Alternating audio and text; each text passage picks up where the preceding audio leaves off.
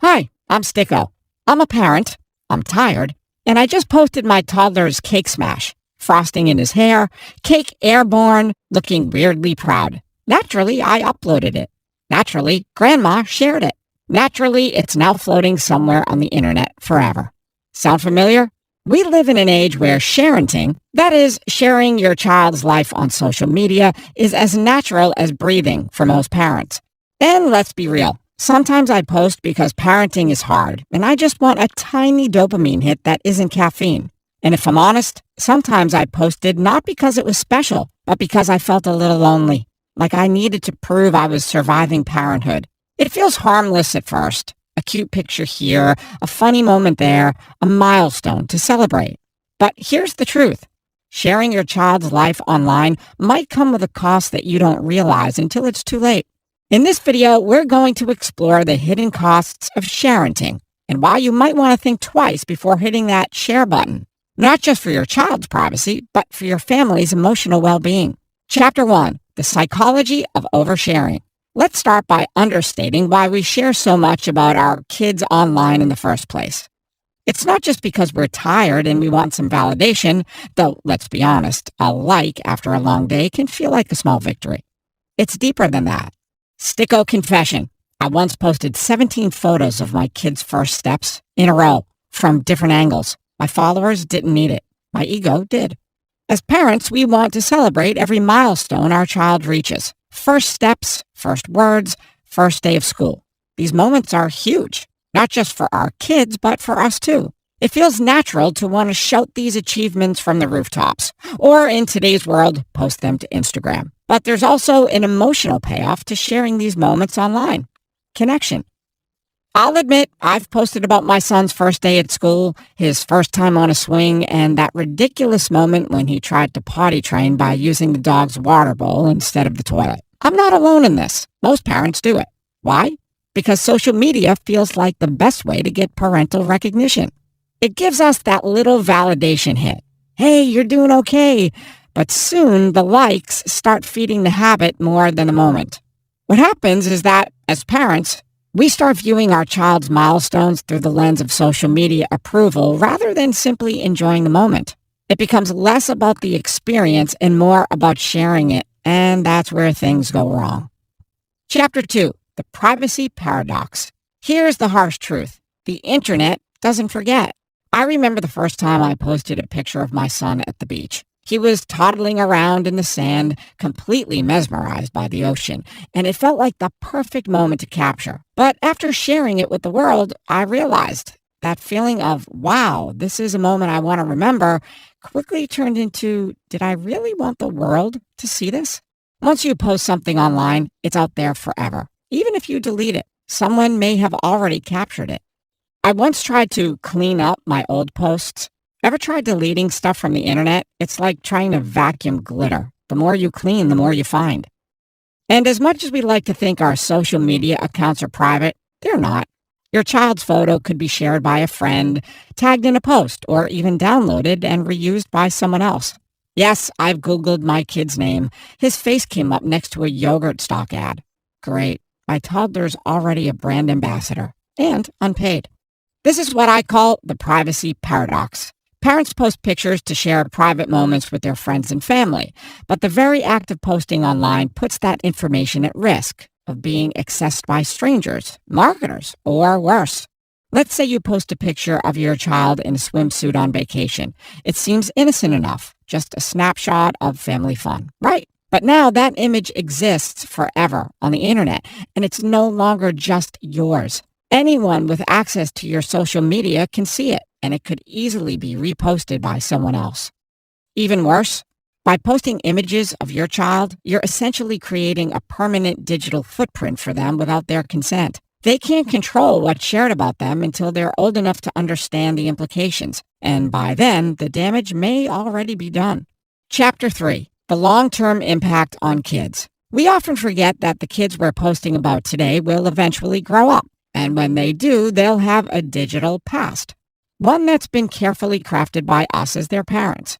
I'll be honest, when my son's first giggle went viral, okay, it was only 50 likes, but still, it went viral. I thought, hey, how cute is this? But what if, at age 14, he looks at that video and cringes? What if he doesn't want his first laugh plastered across the internet for everyone to see? I'm sure he wouldn't be thrilled to find a video of his 2-year-old self playing in the dirt, in his underwear, no less, on a family member's Facebook page. How will they feel when they grow older and realize their entire childhood has been documented and shared without their consent? What if they don't want the world to know about their awkward middle school phase, their private family moments, or their earliest milestones? Future teenage sicko might scroll and say, Dad, why am I naked eating spaghetti at 2 years old in front of 500 strangers? And fair point. Studies have shown that oversharing can have a negative psychological effect on children. In a 2020 study by the International Journal of Environmental Research and Public Health, children whose parents overshared online were more likely to report feelings of anxiety, embarrassment, and lack of control over their own image as they got older. The truth is, while you may feel that sharing their lives online is a way to celebrate their achievements and share your joy with others, it can often feel like an invasion of privacy to them. Chapter 4. The Effect on Family Dynamics. Let's not forget that sharenting doesn't only affect your child, it also impacts your family's emotional well-being.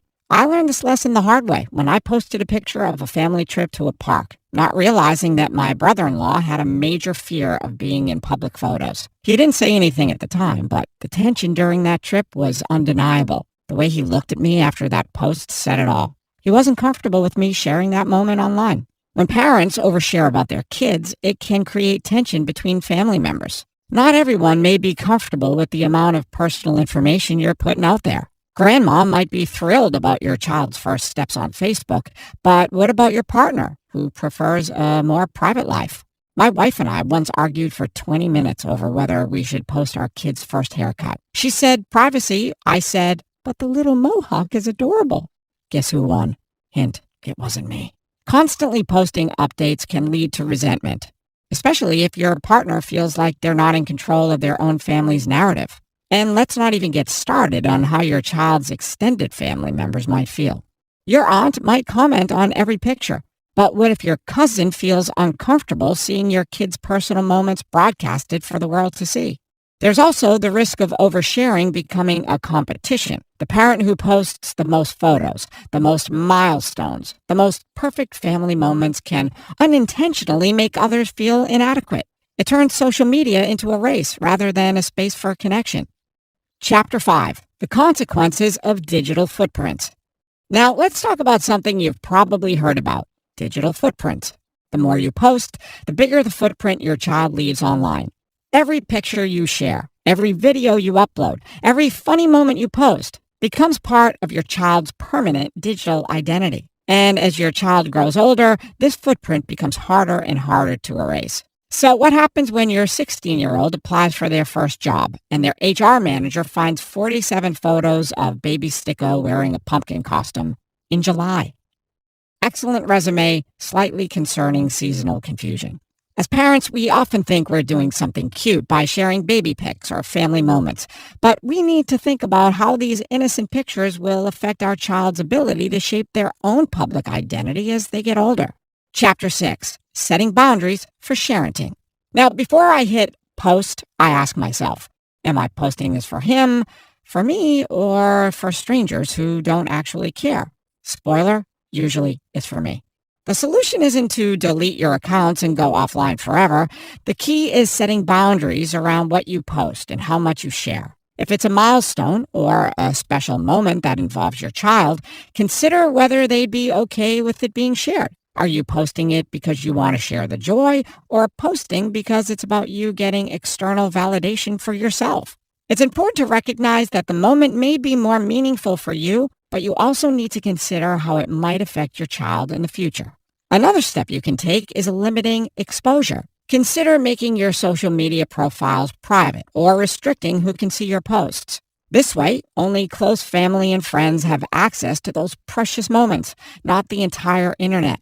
You're giving yourself more control over who gets experience of your child's life, and in turn, protecting them from a wider audience. Instead of sharing everything online, you could also create a digital legacy in a different way. Consider making a scrapbook or a photo album offline, something tangible that your child can look at when they're older. This allows you to document milestones without broadcasting them to the world, while still giving your child a keepsake that is meaningful and private. As your child grows, it's also important to involve them in the process. Ask them what they're comfortable with when it comes to sharing their moments. Their comfort should be a priority, and allowing them to have a say in the matter teaches them that their privacy matters too. Lastly, try to avoid the habit of oversharing every day. A daily photo may seem harmless at first, but when it becomes a routine, it's easy to lose sight of what's truly worth sharing. Instead, pick moments that really matter and consider keeping some memories for yourself. Not everything needs to be shared, and sometimes the best memories are the ones that you keep private. So what's the real cost of sharenting? It's not just the likes or comments, it's the impact on your child's privacy and the sense of self. Sharing moments may seem harmless, but it's a responsibility. Look, we're all trying to survive parenthood. Sometimes you post a sweet memory. Sometimes you accidentally turn your kid's life into a 5-season miniseries. I've done both. But maybe next time, pause, smile, save a few memories just for you and for them someday. And if this helped you breathe easier or cringe at your own oversharing, hit like and subscribe.